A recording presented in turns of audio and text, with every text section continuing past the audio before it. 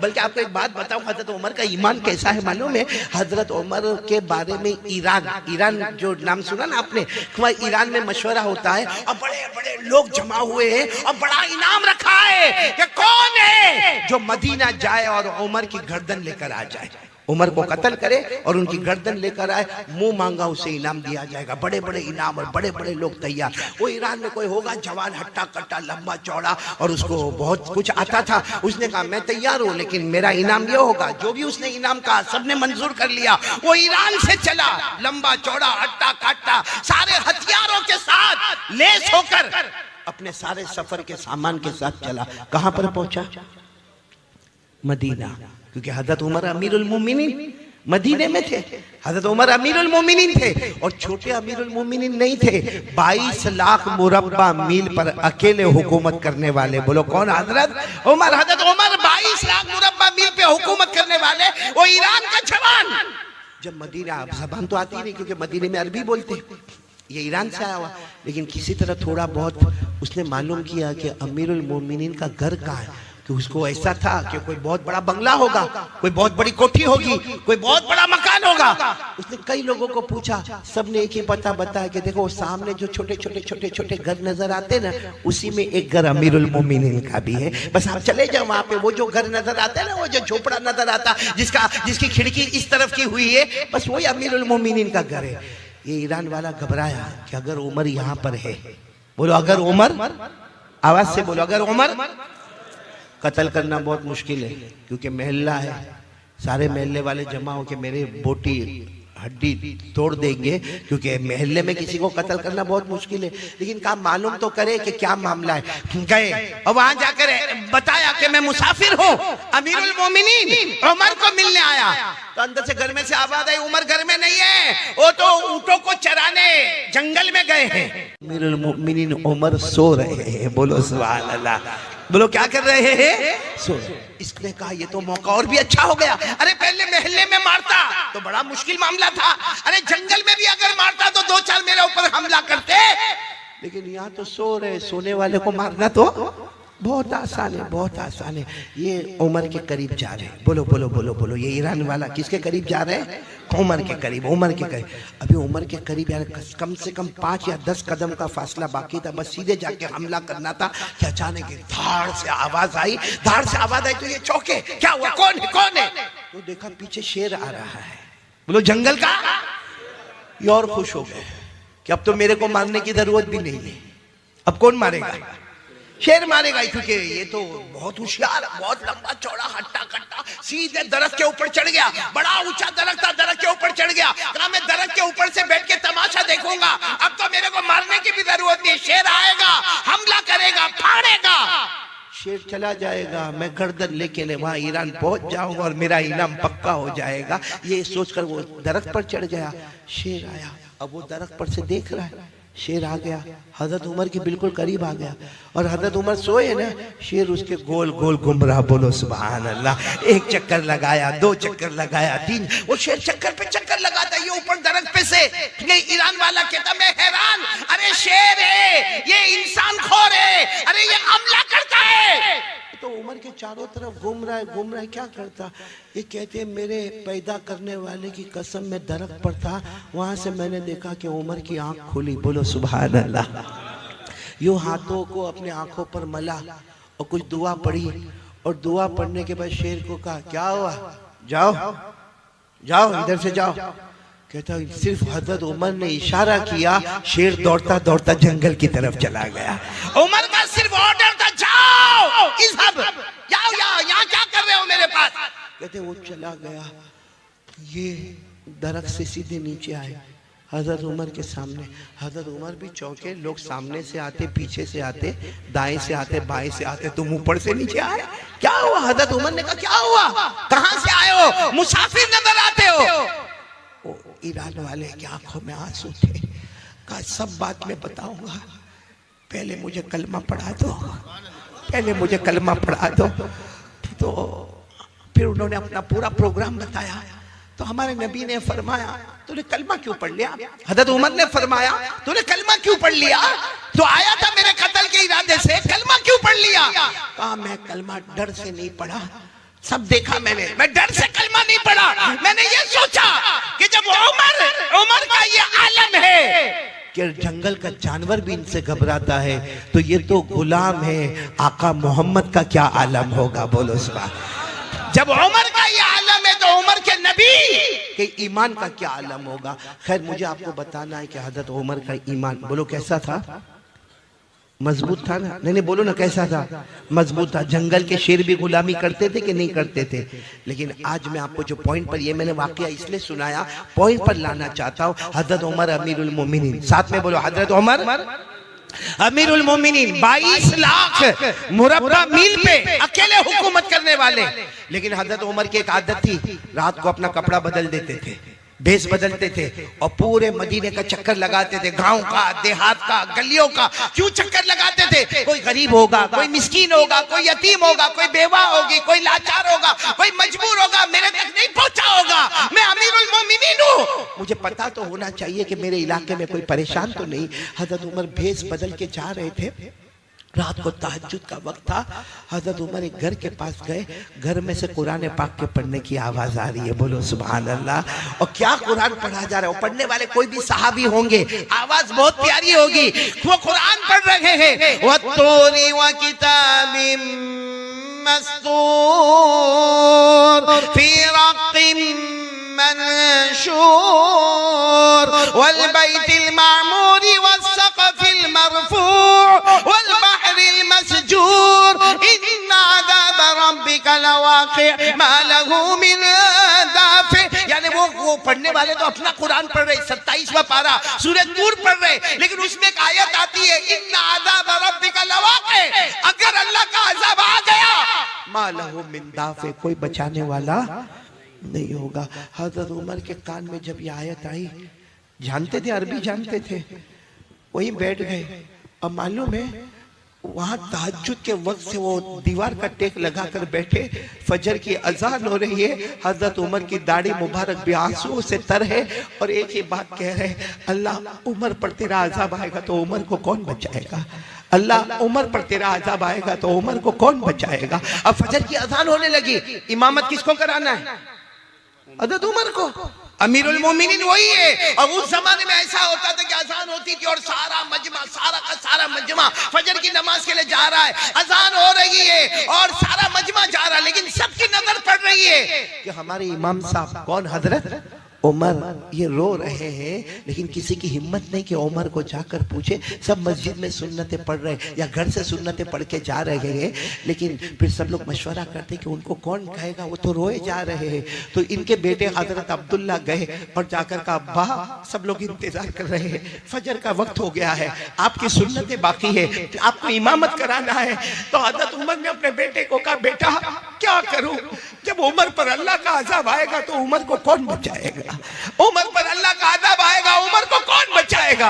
इनके बेटे वो इनसे भी नरम दिल थे, अब्बा की गोद में सर रखा, कहा अब्बा आपने तो बहुत काम किए, आपके बेटे पर अज़ाब आएगा तो कौन बचाएगा? मेरे दोस्तों, ये वो लोग थे जो इससे डरा करते थे कि अल्लाह का अज़ाब आएगा तो कौन बचाएगा। मेरे जवानों, आज हम लोग नशा करते ना, नशा करते ना, किसी को बीड़ी की आदत, किसी को सिगरेट की आदत, किसी को तंबाकू की आदत, किसी को गुटखा विमल की आदत, कोई ड्रग्स लेता है, कोई पाउडर खाता है, कोई खांसी के सिरप पीता है। क्या हमको ये डर नहीं? हजरत उमर को तो डर है कि मेरे अल्लाह का अज़ाब आएगा तो मुझे कौन बचाएगा। हम क्या, हमारा ईमान इतना मजबूत हो गया कि हम अल्लाह को भूल गए? क्या करेंगे मेरे प्यारों, अल्लाह को भूल के मौत तो आनी है ना। अरे बोलो ना, आनी के लिए आनी। कब तक ये जवानी का नशा रहेगा? कब तक ये जवानी का नशा रहेगा? और ये जितनी चीजें हम इस्तेमाल करते हैं ना, चाहे बीड़ी हो, सिगरेट हो, तंबाकू हो, गुटखा हो, ड्रग्स हो, पाउडर हो, एमडी हो, ये जितनी चीजों का हम इस्तेमाल करते हैं, हम समझते हैं आई एम यंग, मैं जवान हूँ, मेरे पास वेस्टर्न स्टाइल है, मेरा चलने का तरीका, मेरा बोलने का तरीका, मेरी बाइक, मैं बहुत होशियार हूँ। मेरे प्यारों, जिस दिन एक बीमारी आती है ना, फिर बचाने वाला कोई नहीं होता। सही कह रहा हूँ, गलत कह रहा हूँ? कितने लोगों को कैंसर हो गया, हाँ? वरना पहले हमारा जवान, आपने यहाँ जद्दूपुर में भी देखा होगा, हमारा जवान बाइक पर बैठता है, और बिल्कुल जहां सारा मजमा होगा ना वहां जाके ट्रैफिक नहीं है, लेकिन जोर से बाइक का ब्रेक मारेगा। क्यों बाइक का ब्रेक मारेगा? सब लोग देखे और फिर वो जेब में से निकालेगा। क्या क्या बोलते आप लोग? हाँ, अभी यूं हाथ पे थोड़ा टक टक टक टक करेगा, हाँ, फिर यूं खोलेगा, हाँ, और फिर हाँ करके ऐसा पिएगा जैसे शरबत पी रहा है। सही है कि नहीं? लेकिन ये जो चीज गलत है वो गलत है। नशा गलत है तो गलत है, पाउडर खाना गलत है तो गलत है, ड्रग्स लेना गलत है तो गलत है। होता क्या है मालूम है? नहीं सुधरता नहीं है, वो रोज रोज रोज रोज लेता जाता, फिर ये जो मुंह है ना, मुंह ये छोटा हो जाता है। कैसा हो जाता है? फिर क्या करता है मालूम है? ये हाथ में लेके यूं करेगा, एक हाथ से दरवाजा खोलेगा, दूसरे हाथ से एंटर हो जाएगा। सही कह रहा हूँ गलत कह रहा हूँ? मेरे तो फिर इतना छोटा सा मुंह हो जाता है। डॉक्टर के पास अब डॉक्टर को मालूम है भाई, डॉक्टर माहिर है, चेहरा देखकर समझ जाता है कि इसको कैंसर है, लेकिन डॉक्टर को भी तो अपना बिल बनाना है ना। तो ये करना, वो करना, ऐसा करना, वो करना, यूरिन टेस्ट होगा, ब्लड टेस्ट होगा, पीठ में से पानी निकाला जाएगा, फिर इसका ये होगा, फिर वो होगा, लेबोरेटरी में जाएगा, ये करेगा। करते कराते डॉक्टर आखिर में कहता है लास्ट स्टेज ऑफ कैंसर, 2 महीने बचे हैं। और वो पूरी गवर्नमेंट ने कहा मास्क नहीं लगाने का, वो मास्क लगा के घूम रहा है, क्योंकि यहाँ उसका मुंह छोटा हो गया है, ऑपरेशन हो गया, जबड़ा फाड़ दिया गया। मेरे प्यारो, क्या कयामत में इसका जवाब नहीं देना पड़ेगा? मुफ्ती अली साहब, एक बड़ा अजीब मामला, मैं गुजरात में था, एक ने मेरे को आकर कहा मौलाना मेरा भाई 32 साल का है, वो खा खा के, तंबाकू खा खा के कैंसर हो गया, मर गया। वो शहीद हुआ कि नहीं हुआ? यानी वो मेरे को फतवा पूछता है कि मौलाना लिख के दे दो ना कि मेरा भाई शहीद हो गया, मैं मेरे खानदान वालों को बताऊं। मैंने कहा गुटखा खा के मरा, तंबाकू खा के मरा, ऑपरेशन करा के मरा। मैंने कहा सुनो, मैं आज मसला बताता हूं। कोई अपने गुनाहों की वजह से बीमार पड़े, कोई अपने गुनाहों की वजह से, भाई हमारे गुनाहों की वजह से अगर हमारा ये जबड़ा खराब हो गया, हमारे गुनाहों की वजह से अगर हमारा हाथ और पांव खराब हो गया, तो अल्लाह फरमाते कयामत में एक एक बदन के टुकड़े का जवाब देना पड़ेगा।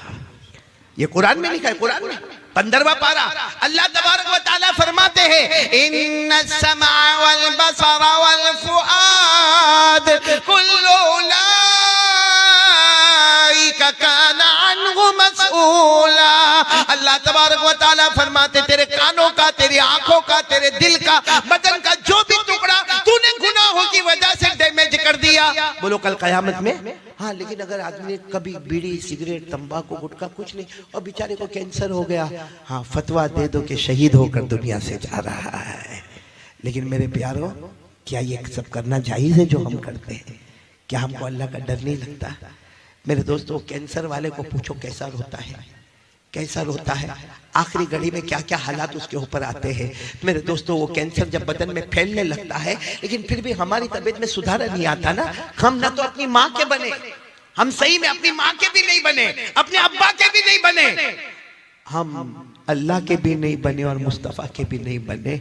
हमको सिर्फ अपनी मर्जी प्यारी है मेरे प्यारो, जिसकी वजह से आज बर्बादी और तबाही के सिवा हमारे पास कुछ नहीं है। मैं पूछना चाहता हूँ, माँ की कौन मानता है? माँ को माँ कौन समझता है? ये पूरा मजमा है। अगर ये ऐलान हो गया भाई कारी अहमद अली का बयान होने वाला, या चलो ये ऐलान हो जावे कि यहाँ शादी का मंडप लगने वाला, या ऐलान हो जावे कि यहाँ पर बहुत बड़ा फंक्शन होने वाला, यहाँ के जिम्मेदार जवानों को जमा करेंगे, भाई कौन कौन हमारे साथ खिदमत करेगा, कौन कौन हमारे वॉलंटियर हजरात होंगे। बहुत अच्छा है, सारे के सारे जवान आ जाते और आकर कहते आप लोगों को फिक्र करने की जरूरत नहीं है, कुर्सी लगाना हमारा काम होगा, टेबल लगाना हमारा काम होगा, खाना खिलाना हमारा काम होगा, अरे चावल हम लेकर आएंगे, अरे सालन हम लेकर आएंगे, अरे मंडप हम लगा देंगे, लाइट हम लगा देंगे। बहुत अच्छा है, मखलूक की खिदमत है। लेकिन इसमें से किसी एक जवान को पूछो, माँ का पांव दबाता है कि नहीं दबाता? माँ के सर पे कभी मोहब्बत से हाथ फेरता है कि नहीं फेरता? आपको एक बहुत अजीब बात सुनाऊं, हो सकता आपके जद्दूपुर में नहीं होवे और बोलो आमीन नहीं होवे, लेकिन एक बहुत मालदार हमारे गुजरात का मेरे को मिला और इतना रोने लगा। मैंने कहा भाई अल्लाह का बंदा रोता का है, कोई जो है वो बता देना। तो कहता मैं रोता इसलिए हूँ कि रोज रात को मैं अपने सिटिंग रूम, भाई बड़ा मालदार है, कहा मेरा कमरा है, मैं ईशा की नमाज पढ़ के वहां बैठ के मेरी तस्बीहात पढ़ता हूँ। रोज रात को मेरा बेटा घर में दाखिल होता है, हाथ में मोबाइल होता है और मेरे सिटिंग रूम में चक्कर लगाता है, मोबाइल पे इधर जाके बात करता है, उधर से बात करता है, इधर बात करता है, उधर बात करता, फिर अपने कमरे में चला जाता। एक बार भी मुड़ के पूछता नहीं कि अब्बा आपको शुगर है, कोई तकलीफ तो नहीं अब्बा? अब्बा आपको प्रेशर है, आपने दवा तो ली कि नहीं ली? अब्बा आपका पाँव तो नहीं दुखता? और फिर मुझे रोकर क्या कहता है, कारी साहब क्या बयान में कहते हो? बयान में कहते हो कि बाप जन्नत का दरवाजा है। मुझे कहता कारी साहब गवाह रहना, कयामत में गवाह रहना। उसने अपने जन्नत का दरवाजा तोड़ दिया है, वो कभी भी जन्नत में नहीं जाएगा। ये बाप की बद्दुआ नहीं तो क्या है? पूछो आज बूढ़े बाप को पूछो, कितना बेटा पूछता है? बल्कि बारी लगती है, बारी। कितने भाई हम लोग? 4। कितने भाई? 5। 15 दिन माँ बाप तेरे घर में, 15 दिन तेरे घर में, 15 दिन तेरे घर में, 15 दिन तेरे घर में। अल्लाह को हाजिर नाजिर रखकर बताओ, जब हम छोटे थे क्या हमारे माँ बाप ने हमको तकसीम किया कि मेरा बड़ा बेटा वो घर पे रहेगा, मेरा दूसरा बेटा उधर जाके रहेगा, तीसरा बेटा उधर जाके रहेगा? क्या हमारे माँ बाप कोई बंदर है जो एक डाली से लेके दूसरी डाली, दूसरी डाली से तीसरी डाली पर? मेरे प्यारो, ये जो हम नशा करते ना, नशा आपको नहीं मालूम है, नशा बहुत खतरनाक है। बोलो ये नशा बहुत खतरनाक है। आज आपको मैं एक वाकया सुनाने जा रहा हूँ, आपकी अकल हैरान हो जाएगी। मेरे दोस्तों, एक बहुत बड़े अल्लाह के वली बोलो या हदीस के इमाम बोलो, हजरत फजल बिन अयाज, बोलो क्या नाम? आप सिर्फ फजल याद रखो, क्या नाम? हजरत फजल। वो जब हदीस का सबक पढ़ाते थे ना, ठाटे बांटता हुआ। वो जमाना ऐसा नहीं होता कि भाई मदरसे के बच्चे 14 साल, 15 साल, 16 साल, 18 साल, 20 साल, नहीं, वहां मदरसा ऐसा होता था, खुला मैदान होता था जिसमें बच्चे भी है, बड़े भी है, बूढ़े भी है, सब बैठे गए। और जब हजरत फजल आते थे, सारे बच्चे इस्तेकबाल के लिए खड़े होते थे। आपके सामने ऐसा टेबल रखा होता था, उस पर हदीस की किताब होती थी, आप पढ़ाना शुरू करते थे। उस जमाने में जो भी तरीका पढ़ाने का होता पढ़ाते थे। एक सामने स्टूडेंट बैठता था, सामने एक स्टूडेंट, सुनना, बहुत होशियार, बहुत चालाक। और आपको मालूम है, जो ब्राइट स्टूडेंट हो, जिसका दिमाग अच्छा हो, तो पढ़ाने वाले की तवज्जो उसकी तरफ बोलो ज्यादा होती है। तो वो और हजरत फजल देखते थे, वो जो बोलते वो सब लिखता है। और कभी कभी चेक करते थे, तो चेक करते तो देखते थे इतना अच्छा लिखता है, इतना अच्छा। यानी हजरत फजल कहते कि मुझे मेरे शागिर्दों में, मेरे स्टूडेंट में, मुझे इसके बारे में यकीन था कि इसका फ्यूचर बहुत ब्राइट होगा। कहते कि 1 महीना गुजरा, वो पढ़ने नहीं आया। कितना महीना? अब ब्राइट स्टूडेंट हो, वो 2 दिन नहीं आवे तो उस्ताद परेशान, पढ़ाने वाला परेशान, टीचर और प्रोफेसर परेशान कि मेरा इतना अच्छा स्टूडेंट नहीं आता। लेकिन वो चूंकि मजमा इतना रहता था, हजरत फजल समझे कहीं सफर पे गया होगा, इधर गया होगा, उधर गया होगा। सुनो, बराबर सुनना। हजरत फजल कहते एक दिन आने के साथ ही मैंने पूछ लिया कि भाई वो कहाँ है, वो मेरा स्टूडेंट कहाँ है जो सारी बातों को लिखता था, बाय हार्ट करता था? तो किसी ने कहा वो तो घर में बीमार है, आखिरी सांस ले रहा है, घर में बीमार है। और बोलो, हजरत फजल को इतना रहम आया, सब स्टूडेंट को कहा चलो ना हम मिलने जावे, चलो ना मिलने जावे, आज सबक नहीं होगा, आज उनको मिलने जाएंगे। बहुत मेहनत करता था वो मेरा बच्चा और बहुत होशियार था। जब गए ना तो देखा सही में वो आखिरी सांस ले रहा है। और आपको मालूम है, जो आखिरी सांस लेता हो तो उसके सामने सूरह यासीन पढ़ी जाती है। क्यों? क्योंकि सूरह यासीन कुरान की रूह है। बोलो, सूरह यासीन कुरान की रूह है। और इस वक्त हमला बॉडी पर नहीं हो रहा है, मौत के वक्त हमला किसके ऊपर होता है? रूह पर होता है। तो रूह को रूह के साथ आसानी करने के लिए मरने वाले के पास क्या पढ़ना चाहिए? तो हजरत फजल ने देखा कि आखिरी सांस लेता, अपने सारे स्टूडेंट को कहा चलो चलो यासीन पढ़ो, यासीन पढ़ना शुरू करो। अब सब बच्चों ने यासीन एक आवाज गूंजी, यासीन पढ़ने की आवाज गूंजी। मालूम है, वो जो बच्चा था ना, जवान लड़का, अपने उस्ताद को कहता है मत कहो इनको यासीन पढ़ने, मत कहो, मेरे को कुछ भी काम नहीं आएगा, मेरे को कुछ भी काम नहीं आएगा। तो ये समझ गए उस्ताद के आखिरी वक्त है, आदमी कुछ भी बोलता है समझ में नहीं आता। तो उस्ताद ने कहा भाई सब लोग यासीन पढ़ना बंद करो, बल्कि क्या करो, बोलो ला इलाहा इल्लल्लाह, पढ़ो पढ़ो ला इलाहा इल्लल्लाह, ला इलाहा। क्योंकि हदीस में आता है लक़ीनु मौताकुम ला इलाहा इल्लल्लाह, जो मरने के करीब हो उसको ला इलाहा इल्लल्लाह उसके सामने पढ़ो। मालूम है जब सबने ला इलाहा इल्लल्लाह की आवाज गूंजी तो स्टूडेंट कहता है अपने उस्ताद को, मेरे उस्ताद हजरत फजल, मेरे उस्ताद मत पढ़ो मत पढ़ो, काम नहीं आएगा। कहा बेटा ऐसा क्यों कहता, काम नहीं आएगा, क्यों ऐसा क्यों कहता काम नहीं आएगा? कहा 2-4 घंटे पहले मुझे पता चला अल्लाह ने मेरे ईमान को छीन लिया है, अल्लाह ने मेरे ईमान को बस इतना कहा और आंखें बंद हो गई। हजरत फजल इतने हैरान हो गए, करे तो क्या करे भाई, है तो हमारा स्टूडेंट है, हमारा बच्चा है। चलो कफन भी हुआ, दफन भी हुआ, लेकिन हजरत फजल अपने घर गए, सबक नहीं पढ़ाया और रोते रहे कि वो बच्चे का ईमान क्यों अल्लाह ने छीन लिया। उसने साफ कहा कि यासीन पढ़ने से काम नहीं होगा, ला इलाहा इल्लल्लाह पढ़ने से काम नहीं होगा। हजरत फजल कहते इसी हालत में रात को मैं सोया तो मैंने मेरे उसी स्टूडेंट को देखा, कब्र में है, चारों तरफ से आग जल रही है। मैंने कहा बेटा ये सब क्या है, क्या है? तू इतना अच्छा पढ़ने वाला, तू इतना अच्छा पढ़ाने वाला, तू इतना अच्छा सुनने वाला, इतना अच्छा याद करने वाला, तुझे क्या हुआ? कहा मेरे उस्ताद 2 गुनाह की वजह से अल्लाह ने मेरा ईमान छीन लिया। हजरत फजल कहते मेरे अल्लाह की कसम, मैंने पूछा कौन से 2 गुनाह? तो कहा मैं लोगों से जलन बहुत रखता था, जेलसी, लोगों से जलन। और नंबर 2 कहा कभी कभी मैं नशा करता था, कभी कभी मैं नशा करता था।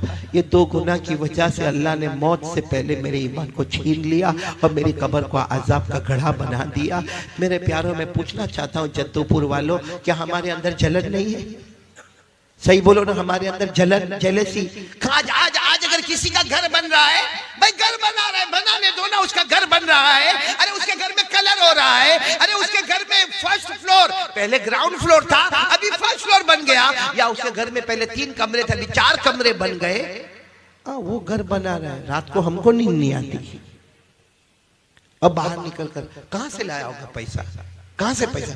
क्यों तेरे पास मांगने आया था, तेरे बाप के पास मांगने आया था? और देखो कब्र में अल्लाह पूछेगा उसने घर कैसे बनाया। अपनी फिक्र करने का क्या, उसकी फिक्र करने का? बोलो सही कह रहा हूं गलत कह रहा हूं मेरे प्यारों? ये जलन जो हमारे दिल में है ना। और नंबर 2 नशे की आदत। मेरे प्यारों मालूम है जो नशा करता है ना, नशा जब वो जहन्नम में जाएगा, अल्लाह हिफाजत फरमाए, बोलो आमीन, बोलो आमीन। क्योंकि नशा बहुत खतरनाक है।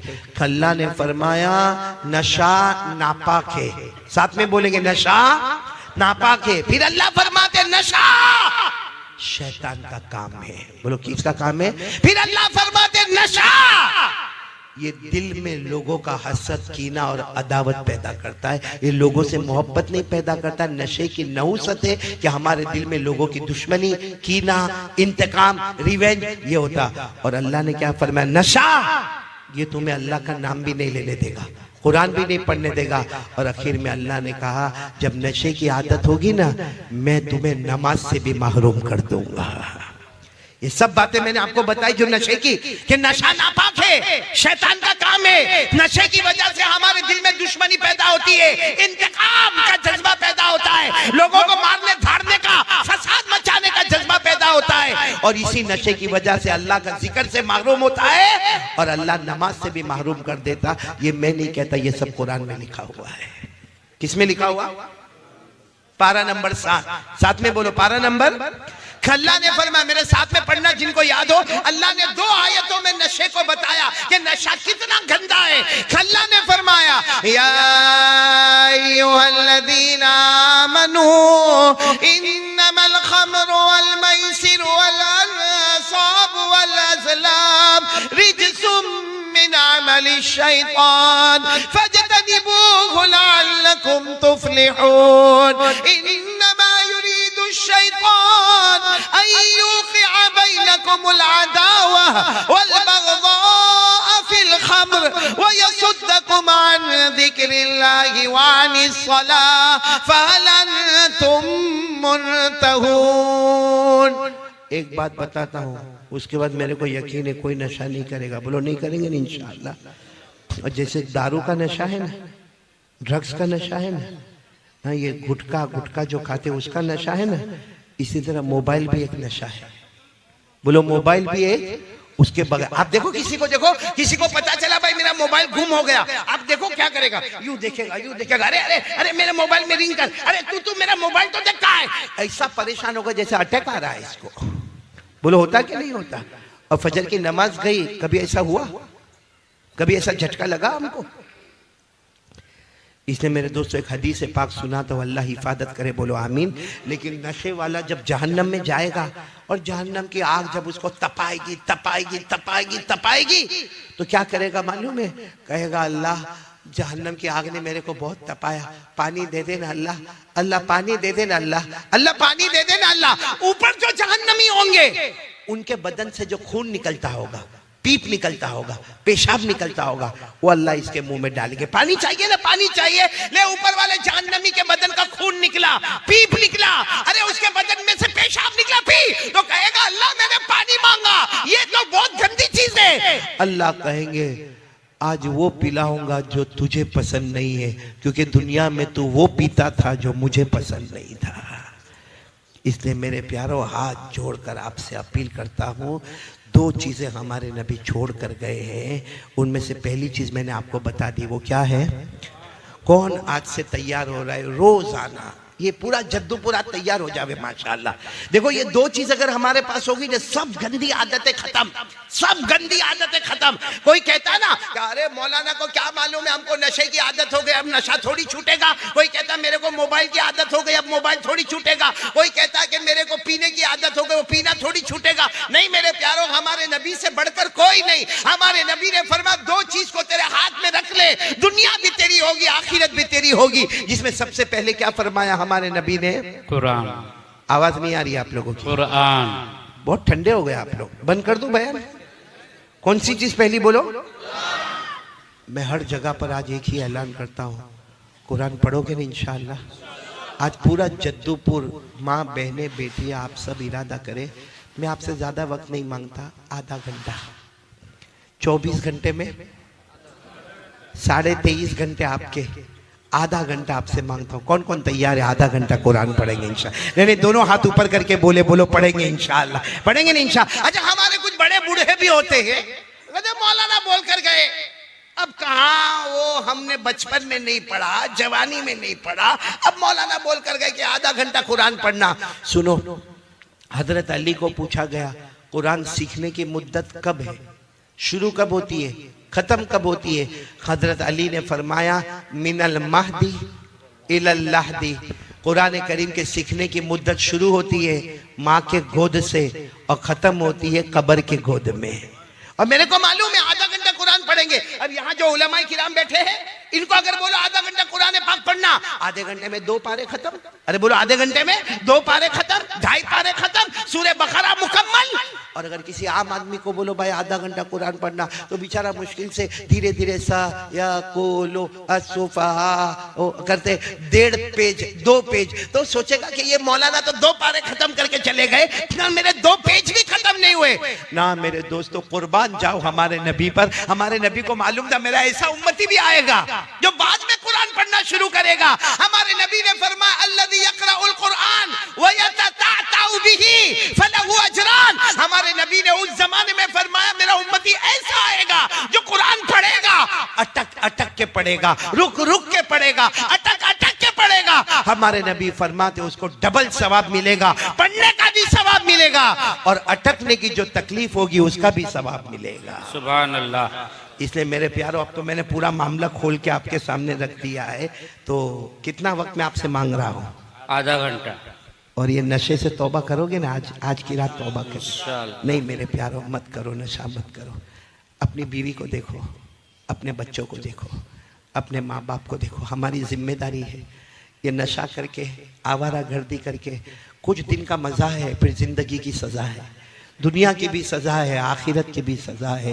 इसलिए मेरे प्यारों, आप ये सोचते होंगे कि छोड़ने का कैसा, वही मैं आपको तरीका बताने जा रहा हूँ कि पहला काम ये अपने घर में शुरू कर दो, आधा घंटा अपनी बीवी बच्चे सबको बोलो आधा घंटा कुरान पढ़ेंगे। बोलो पढ़ेंगे ना इंशाल्लाह। और अगर नहीं पढ़ना आता ना, अरे मस्जिद के इमाम साहब के पास चले जाओ ना, मस्जिद के इमाम साहब को बड़े प्यार से कहो ना, मैं रोजाना आपके पीछे नमाज पढ़ता हूँ, मेरे को 5 से 8 मिनट आप थोड़ा सा कुरान की 2-4 आयतें पढ़ा देना। वो 2-4 आयतें पढ़ा बता दे, आप घर जाके उसी को पढ़ते रहो, उसी को पढ़ते रहो, उसी को पढ़ते रहो, उसी को पढ़ते रहो, आधा घंटा कुरान को दे दो मेरे दोस्तों, दुनिया भी हमारी होगी, आखिरत भी हमारी होगी। इंशाअल्लाह करेंगे, बोलो करेंगे इंशाअल्लाह।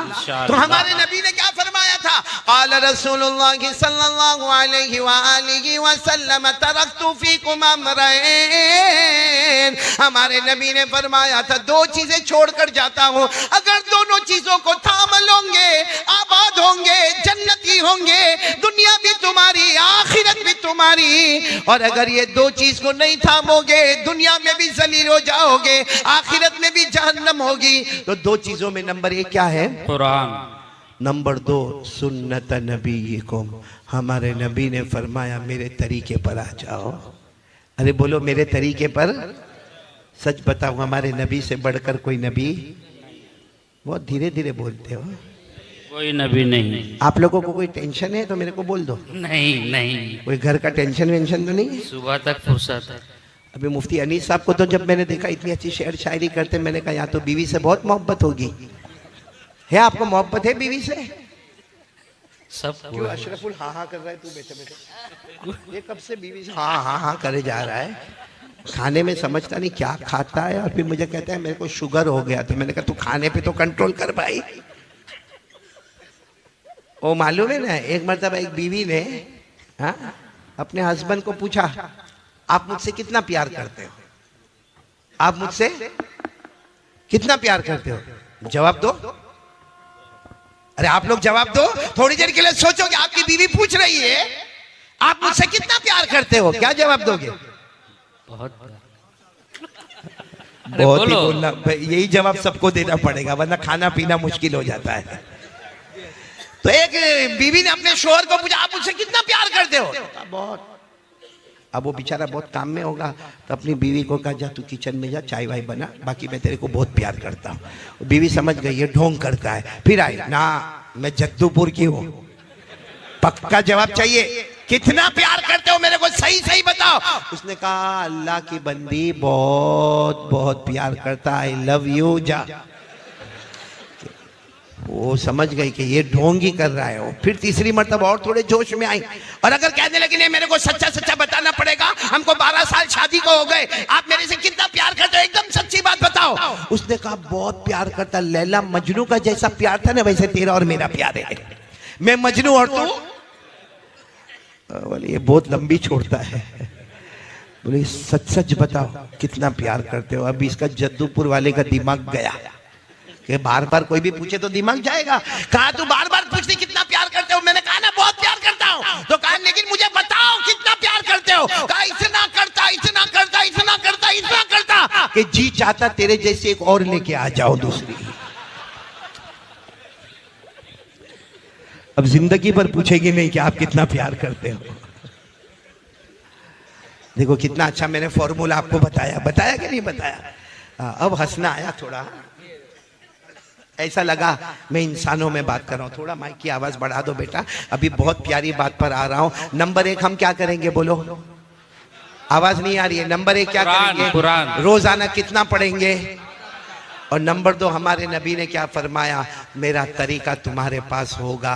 ये दो चीज होगी। मैं अब नबी का तरीका बताने जा रहा हूँ, लेकिन उससे पहले मैं खुलकर बता दूं, पूरा मजमा बोल दे हमारे नबी से बढ़कर कोई नबी नहीं। नहीं, आवाज से बोलो, हमारे नबी से बढ़कर कोई नबी नहीं। हमारे आका से बढ़कर, हमारे नबी से बढ़ के कोई नबी नहीं ना, हमारे आका से बढ़कर कोई आका नहीं ना। तो फिर हम नबी को छोड़ के क्रिकेटर से, बॉलीवुड से, हॉलीवुड से काय को मोहब्बत करते हैं? देखो यहाँ बुड्ढा बुड्ढा भी दाढ़ी नहीं, लुकिंग हैंडसम। वो बुड्ढे को भी बुड्ढी बोलती होगी तो बहुत खूबसूरत दिखता है। देखो यहाँ बहुत सारे बैठे, सही में वो क्रिकेट का नशा होता है, यहाँ है अजब नशा होता है। वो क्रिकेटर जो टी शर्ट पहनता है ना, वही कलर की टी शर्ट यहाँ वाला जद्दूपुर वाला पहनता है। उसकी टी शर्ट के पीछे जो नंबर है 101, इसकी टी शर्ट के पीछे भी नंबर है, बोलो 101। और अगर इसको कोई जद्दूपुर का दोस्त उसका नाम होगा मोहम्मद अहमद अब्दुल्ला अब्दुल रहमान, उसके नाम से नहीं बुलावे और क्रिकेटर के नाम से बुलावे, इधर आ, इतना खुश होता है कि वाह मैं तो उसके जैसा हो गया। यानी सोचो इस्लामी नाम छोड़कर दूसरे नाम पर खुश हो गया। होता कि नहीं होता? और क्रिकेट खेले कौन, एडवर्टाइज कौन करे, कमावे कौन, जेब भरे कौन? हमारा जद्दूपुर वाला यहाँ बाहर बैठे बैठे उसने कैच छोड़ दिया, पकड़ लेता ना तो जीत जाते। मैंने कहा तेरा बाप पकड़ लेता जाके। भाई क्रिकेटर से मोहब्बत है, मैं मना नहीं करता, करो, एक काम करो, फोन करो, बोलो जद्दूपुर आजा। कौन करेगा फोन? जद्दूपुर आजा, आएगा? बोलो आएगा। अच्छा उसको फोन करके बोलो मता मता, don't come, you are busy, तू बहुत बिजी है, तू मता, मैं आ रहा हूं तेरे घर पे। बुलाएगा? वो मेरे और आपके चेहरे पे थूकने को तैयार नहीं है। उसकी मोहब्बत में मगरिब और ईशा की नमाज को छोड़ दिया हमने। सही कह रहा हूं गलत कह रहा हूं? सही में कभी कभी सोचता हूं अशरफुल, हमसे बड़ा पागल कोई नहीं है। अगर हमको कोई बोले ना पागल, ओ मेंटल, तो हमको बहुत गुस्सा आता, मेरे को पागल बोला। लेकिन ऊपर वाला रोज हमको पागल कहता है, क्योंकि अल्लाह ने फरमाया ऐसा काम करना जिसमें दुनिया भी न मिले आखिरत भी न मिले, खुल्लम खुल्ला पागल है। ऐसा काम करना जिसमें दुनिया भी, अब ये बॉलीवुड हॉलीवुड से मोहब्बत, दुनिया कितनी मिली हमको? नहीं बोलो ना, कितनी मिली दुनिया? आखिरत मिली? अल्लाह फरमाते खसीरत दुनिया वल आखिरा ज़ालिका हुवल खुसरानुल मुबीन। अल्लाह फरमाते मेरा बंदा मेरी बंदी ऐसा काम करे कि दुनिया भी न मिले आखिरत भी न मिले, अल्लाह फरमाते खुल्लम खुल्ला नुकसान उठाने वाला। तो मेरे दोस्तों क्रिकेटर से मोहब्बत, ये बॉलीवुड से मोहब्बत, हॉलीवुड से मोहब्बत। मैं तो मुफ्ती अनीस हमेशा कहता हूं बयान में, सबने टोपी पहनी है, हाँ बोलो, अरे पहनी है तो हाँ बोलो ना।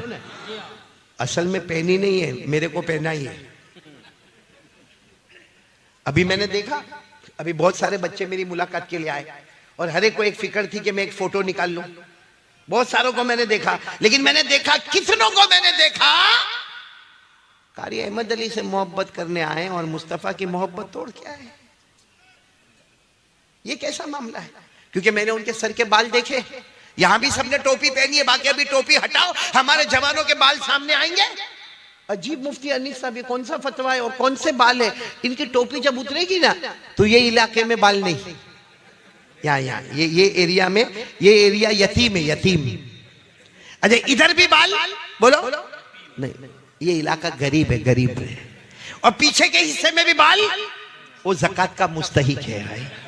और यूं यूं यूं यूं बीच में औरत का अंबोड़ा होता ना, ऐसे बाल होंगे, यहां से पूरे बाल खत्म और बीच में ऐसे बाल होंगे। और फिर क्या करेगा मालूम? भरे बाजार में यूं करता होगा।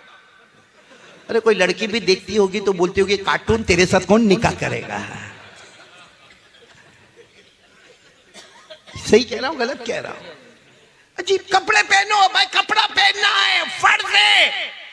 मुझे किसी ने पूछा मौलाना जीन्स पहनते ना, जीन्स? मैंने कहा बिल्कुल हलाल, कौन मना किया? कौन मुफ्ती साहब ने मना किया कि जीन्स मत पहन? जीन्स पहनना जायज है, मगर फटी हुई जीन्स पहनना भाई, फटा हुआ कपड़ा पहनना, ये पागल नहीं है? इसकी अकल के स्क्रू ढीले नहीं हो गए? एक को मैंने देखा, वो जीन्स पहना था, ये पूरा यहाँ दोनों तरफ से घुटना खुला और जेब इधर बना था। यहाँ कैसे घुसाता होगा पैसा? जेब इधर बना हुआ। अच्छा वो मेरे दोस्त का लड़का, अब हम तो वहां गुजरात में रहते हैं, गुजराती में बात करते हैं, तो मैंने उसको कहा भाई हूँ थी लॉकडाउन पछी तारा पप्पा पर कई हालात आ भी गया? यानी मैंने उसको मतलब ये कहा कि लॉकडाउन के बाद तेरे अब्बा पे कुछ हालात आ गए कि तू फटा कपड़ा पहन के घूमता है? तो मुझे कहता है मारा पप्पा ना बारा में आવું नहीं कहवानो, यानी मेरे अब्बा के बारे में ऐसा नहीं बोलने का। तो मैंने कहा कि फिर तो ये फटा हुआ कपड़ा? तो कहता है मौलाना तुमने कई खबर नहीं, स्टाइल। कहता मौलाना यू डोंट नो, तेरे को कुछ नहीं मालूम, ये स्टाइल है। मैंने कहा फटा हुआ कपड़ा स्टाइल? थोड़ा अकल लगाओ। जद्दूपुर वालों, अल्लाह ने आपको इल्म दिया, नॉलेज दिया, एजुकेशन दिया। आप में से कोई कॉलेज में पढ़ता होगा, कोई यूनिवर्सिटी में पढ़ता होगा, कोई एसएससी में पढ़ता होगा, कोई डॉक्टरी करता होगा। थोड़ी देर के लिए अकल लगाओ कि कपड़ा पहनना, और वो भी कैसा? फटा हुआ। तो मैंने उसको कहा ये फटा हुआ कपड़ा कहां से आया? भाई हमारे बाप दादा को हमने देखा भाई सीधा सीधा कपड़ा पहनते, jeans pant T shirt pant, कोई मना नहीं करता, लेकिन ये फटा हुआ घुटना खुला हुआ। तो मुझे कहता मौलाना आप लोगों को कुछ नहीं मालूम। मैंने कहा नहीं मालूम इसलिए तो पूछ रहा हूँ तेरे को। कहा कि उसने कोई पिक्चर का नाम लिया और कहा कि वो पिक्चर में कोई हीरो है और वो हीरो जो है ना नाचता है, गाना गाता है और उसके जीन्स पहना है और उसके जीन्स के दोनों घुटने फटे हुए, जेब इधर का इधर बना हुआ। तो कहा उसने ऐसा पहना, बोला उसने ऐसा पहना तो हमारे जद्दूपुर के जवानों ने भी ऐसा पहनना, पूरी स्टाइल बन गई, सबने ऐसा पहनना। मैंने कहा अच्छा हुआ उसने पहना, नहीं पहना होता तो। नहीं समझे, नहीं समझ में तो मुफ्ती अनीस को बाद में पूछ लेना भाई। नहीं मेरे प्यारो, कसम खाकर बोलो हमारे नबी से बढ़कर कोई नबी, आवाज से बोलो ना हमारे नबी से बढ़कर कोई नबी। एक प्यारी बात मैं बताऊं, सब साथ में दो, साथ दोगे ना, मेरा साथ दोगे ना इंशाअल्लाह। आपको मालूम है कि हमारे नबी सल्लल्लाहु अलैहि वसल्लम की विलादत हुई, यानी हमारे नबी पैदा हुए और आपके अब्बा तो नहीं थे, यतीम थे आप, तो माँ बीबी आमीना, साथ में बोलो माँ का नाम। बीबी आमीना ने एक जमाने तक दूध पिलाया, बहुत प्यारी माँ बीबी आमीना ने एक जमाने तक दूध पिलाया। फिर अरब का दस्तूर था कि बच्चे को गांव में भेजा जाए और गांव की औरत दूध पिलाए, तो कौन हमारे नबी को लेकर गई, बोलो साथ में बोलो कौन लेकर गई, दाई हलीमा लेकर गई, हजरत हलीमा रजी अल्लाह ताला अन्हा लेकर गई। और वो बहुत दूर कबीले में रहती थी, कबीला बनु साद, उनके कबीले का नाम था कबीला बनु साद, उस कबीले में रहती थी। मेरे प्यारों आपको सच बता रहा हूँ मेरे प्यारों, थोड़ी देर के लिए आप भी सोचो कि हलीमा ने दूध पिलाया हमारे नबी को, अल्लाह की कसम हमारे नबी से बढ़कर कोई नबी नहीं था। हजरत हलीमा ने बचपन में दूध पीते वक्त में दूध पिलाया। जब वो वक्त आता है कि कल हलीमा को ये बच्चा वापस माँ को देना है, माँ कौन है भी, वो जमाना मोबाइल का नहीं था, बस एक वक्त तय होता था कि इस वक्त में सुबह में बच्चा वापस माँ को दे दिया जाए। ए मेरे प्यारो, वो आखिरी रात लिखा है, आखिरी रात जब हलीमा को मालूम है कल ये बच्चा मेरे को दे देना है, आज आखिरी रात ये बच्चा मेरे पास है, बताओ हलीमा कितना रोई होगी। हलीमा के बारे में लिखा वो बार बार पूरी रात जागी है और हमारे नबी के पास बैठी है, दूध पिलाती रही और रोती रही, कल ये बच्चा चला जाएगा, कल ये बच्चा चला जाएगा। और हलीमा फरमाती है ये बच्चे की वजह से हमारा हाल क्या था। हजरत हलीमा फरमाती है हम, मेरी सहेलियां जो हमारे गांव की औरतें थी वो आकर कहती थी हलीमा बहुत पैसा है ना तेरे पास, हलीमा बहुत पैसा है ना तेरे पास। तो हलीमा कहती ना मेरे पास कोई पैसा नहीं है। कहा ना हलीमा तेरे पास बहुत पैसा है, क्योंकि रात होती है ना हम सब लोग हमारे घर में बत्ती बुझा देते हैं, वो तेल होता था तेल और ऊपर बत्ती होती थी। कहा रात में हम सब लोग बत्ती बुझा देते हैं क्योंकि रात भर तेल जलेगा, पैसा कहां से आएगा। लेकिन हम रात को भी देखते तेरे घर की तरफ, तो तेरे घर में उजाला उजाला, तो तेरे घर में तेल बहुत ज्यादा है, बत्ती बहुत ज्यादा है। तो हलीमा कहती थी, रोकर कहती थी मेरे पैदा करने वाले की कसम कोई तेल नहीं, कोई बत्ती नहीं, जब से मोहम्मद आए हैं 24 घंटे मेरे घर में उजाला ही उजाला नजर आता है। वो हलीमा ने रात कैसे गुजारी होगी मालूम है, कल मोहम्मद को उनकी माँ के हवाले करना है। पूरी रात हलीमा रोई। अच्छा वो घड़ी आ गई, वो घड़ी आ गई कि जब हजरत हलीमा लेकर गई और पहाड़ के किनारे, मक्के के पहाड़ के किनारे आमीना खड़ी हुई है, बीबी आमीना, यहाँ से हलीमा आती है।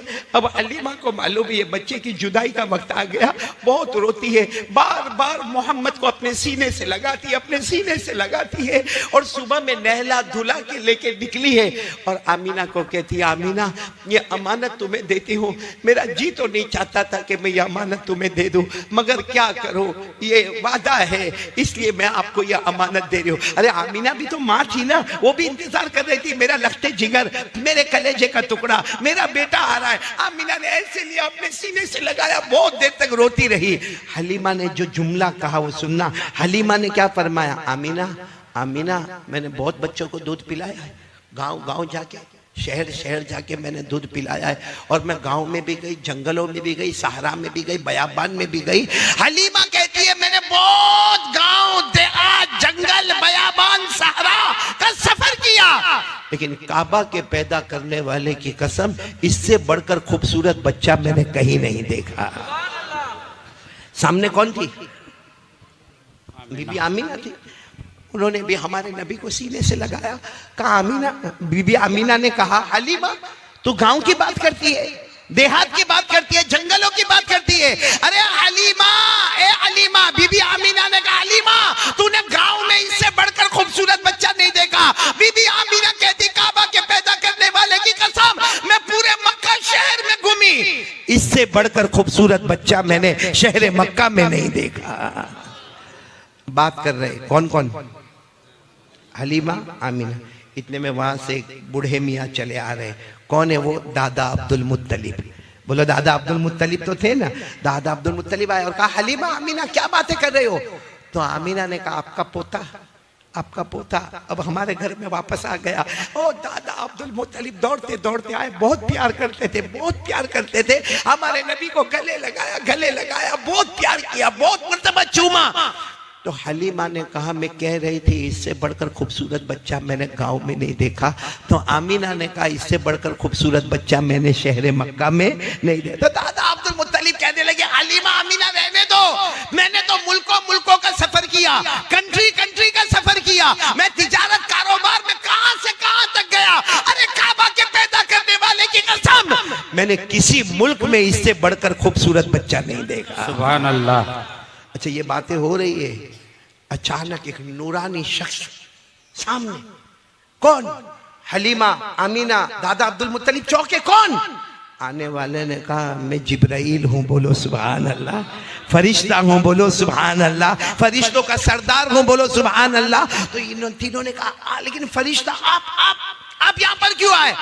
अल्लाह ने भेजा है, आपका जवाब देने के लिए आया हूं कि हलीमा तूने गांव में इससे बढ़कर खूबसूरत बच्चा नहीं देखा ना। आमीना तुमने शहर मक्का में इससे बढ़कर खूबसूरत बच्चा नहीं देखा ना। दादा अब्दुल मुत्तलिब तुमने मुल्कों मुल्कों में इससे बढ़कर खूबसूरत बच्चा नहीं देखा ना। हज़रत जिब्राइल कहते मेरे भेजने वाले अल्लाह की कसम मैंने 1 लाख से ज्यादा नबियों की मुलाकात की है, मैंने इससे बढ़कर खूबसूरत किसी को भी नहीं देखा। सुभान अल्लाह। इतना हज़रत जिब्राइल ने कहा कि गैब से अल्लाह की आवाज आई, अल्लाह की आवाज आई, कैसे देखोगे, कैसे देखोगे? मैंने इससे बढ़कर खूबसूरत किसी को पैदा ही नहीं किया है। कैसे देखोगे? मैंने इससे बढ़कर खूबसूरत किसी को पैदा ही नहीं। मेरे दोस्तों हमारे नबी बहुत खूबसूरत थे। आपको मालूम है एक वक्त आता है बच्चा 1 साल 1.5 साल का हो जाता है, 2 साल का हो जाता है, अब उसको खिलौने की जरूरत पड़ती है। किसकी जरूरत पड़ती? आपने देखा होगा हमारे घर में बच्चे होते हैं, खिलौने लाए जाते हैं। एक रात हमारे नबी वही 1.5-2 साल की उम्र, हमारे नबी सो रहे हैं, आमीना बैठी हुई। आमीना कौन? अम्मी, वालिदा। और हमारे नबी तो यतीम थे। अरे बोलो हमारे नबी। अल्लाह ने फरमाया अलम यजिदका यतीमन फआवा व वजदका ضالًا फगदा व वजदका आइलन फअगना। अल्लाह तबारक व तआला फरमाते मेरे मुस्तफ़ा हमने आपको यतीम पैदा किया। तो हमारे नबी 1.5-2 साल की उम्र और आमीना वहाँ बैठी है और आमीना रोकर क्या कहती मालूम? मोहम्मद, मोहम्मद। हालांकि वो 1.5-2 साल का बच्चा, लेकिन आमीना कहती मोहम्मद तेरा अब्बा नहीं ना, तेरा अब्बा होते तो खिलौना लेके आते, तेरा अब्बा नहीं ना, तू तो यतीम है, मैं बेवा हूँ, इसलिए अब्बा नहीं तो खिलौना लाने वाला कोई नहीं। और बीबी आमीना अपना कपड़े से अपने आंसुओं को साफ करते हुए कहती है मैं गई थी बाजार में, मिट्टी के खिलौने भी थे, लकड़े के खिलौने भी थे, मगर मेरे पास पैसा नहीं था। मैंने जो कीमत देखी तो मैं वापस मुड़ के आ गई। बच्चा मेरे को माफ कर देना, तेरा अब्बा नहीं, मैं बेवा हूँ, मेरे पास पैसा नहीं, मैं ना मिट्टी का खिलौना ला सकती, ना कोई और खिलौना लेकर तुम्हारे पास आ सकती। ये कहकर बीबी आमीना कुछ बात करते करते ऐसे आसमान की तरफ देखा तो बीबी आमीना चौंक गई। आसमान की तरफ देखा, चांद जो है ना, चांद आगे की तरफ जा रहा है। बोलो कहाँ जा रहा है? तो बीबी आमीना ने सोचा भाई आप लोगों ने भी जद्दूपुर में चांद तो देखा होगा, लेकिन चांद को चलता हुआ देखा, चांद आगे की तरफ। तो बीबी आमीना देखती फिर थोड़ी देर में चांद उधर चला गया। हैरान हो गई कि चांद को क्या हुआ है। फिर देखे तो चांद चलता चलता चलता चलता इधर आ गया। बीबी आमीना हैरान हो गई कि चांद को क्या हो गया। एक तो अभी तक रो रही थी, आसमान की तरफ देखा तो कहा ये क्या हो रहा, कुछ हो रहा है, चांद आज चल रहा है। फिर बीबी आमीना ने मोहम्मद की तरफ देखा कि हमारे नबी की उंगली मुबारक ऐसी है, यूं इशारा करते हैं तो चांद उधर चला जाता है, यूं इशारा करते हैं तो चांद इधर चला जाता है, यूं इशारा करते तो चांद इधर चला जाता। तो बीबी आमीना कहती मुझे ऐसा लगा कि गैब से आवाज आई, ये मुस्तफा है, ये मेरा है, इसको मिट्टी के खिलौने की जरूरत नहीं है, ये जमीन पर रहेगा, आसमान पर हुकूमत करता रहेगा। मेरे दोस्तों सच बताओ, हमारे नबी से बढ़कर कोई नबी? बोलो ना, कौन कौन आज तैयार है नबी से मोहब्बत करेंगे इंशाअल्लाह? भाई झूठ नहीं बोलना, करेंगे नबी से मोहब्बत करेंगे इंशाअल्लाह। मैं तो कभी कभी बहुत खुल के कहता हूँ, क्रिकेटर से मोहब्बत करना है, बॉलीवुड वाले से करना है, हॉलीवुड वाले से करना है, कर ले। मैं कहता हूँ कर ले, लेकिन अल्लाह ने अगर थोड़ी अकल दी है तो इतना बता, क्रिकेटर से क्यों मोहब्बत करता है, क्यों करता है? बॉलीवुड हॉलीवुड वाले से क्यों मोहब्बत करता है? जवाब क्या होगा मालूम है? वो कमाल बताता है। वो क्या करता है? कमाल बताता है। भले झूठा कमाल बताता है मगर कमाल बताता है, इसलिए मोहब्बत करता हूं। अरे मेरे प्यारों, मैं कहता हूं क्रिकेटर कमाल बताता है, बॉलीवुड हॉलीवुड वाला कमाल बताता है, बेशक बताता है, जमीन में पैदा होता है, जमीन में कमाल बताता है। हमारे मुस्तफा अल्लाह की कसम वो अकेले है, जमीन पे पैदा होते हैं, आसमान पर कमाल बताते हैं। बताओ हमारे नबी ने कमाल बताया कि नहीं बताया? आवाज क्यों नहीं आ रही आपकी? बोलो बताया कि नहीं बताया? कौन कौन मेरा साथ देगा? अरे हाथ ऊपर करो ना, एक साथ में बोलो ना, मुस्तफा का दामन, आवाज से बोलो, मुस्तफा का दामन। दोस्तों, उम्मीद करता हूँ कि आप हजरात ने इस बयान को पूरा सुना होगा। बयान कैसा लगा कमेंट में ज़रूर बताना और अपने दोस्तों और रिश्तेदारों को शेयर ज़रूर करना। अल्लाह ताला हम सबको इस बयान पर अमल करने की तौफीक अता फरमाए। तो दोस्तों फिर मिलते हैं अगली वीडियो में, जब तक अपना ख्याल रखिए, हमें दुआओं में याद रखिए। अस्सलामु अलैकुम व रहमतुल्लाहि व बरकातुहू।